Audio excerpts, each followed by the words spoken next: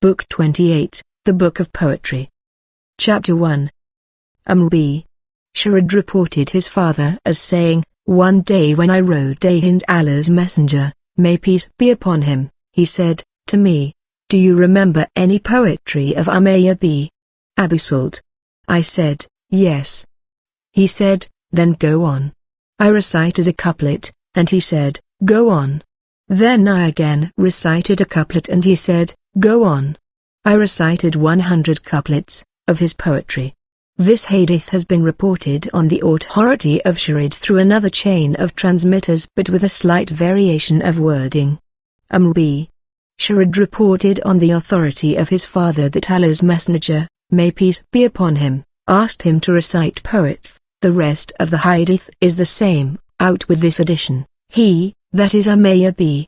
Abu Sharad, was about to become a Muslim, and in the hadith transmitted on the authority of Ibn Mahdi, the words are, he was almost a Muslim in his poetry.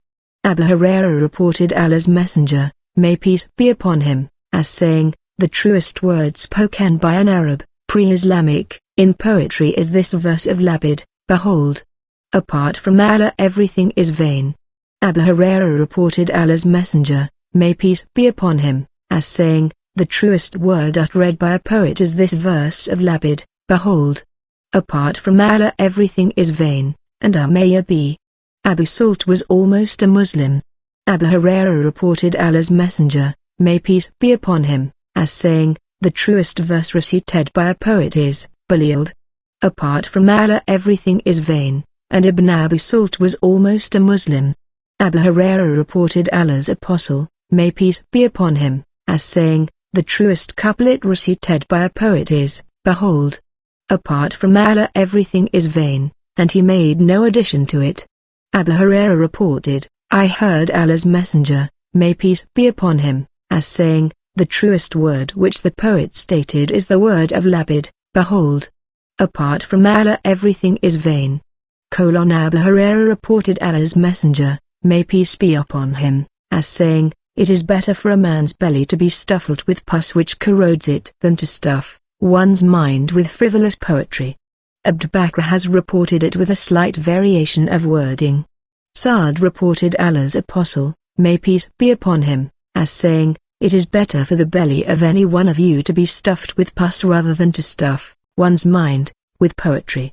Abu Sa'id Khudri reported, "We were going with Allah's Messenger, may peace be upon him.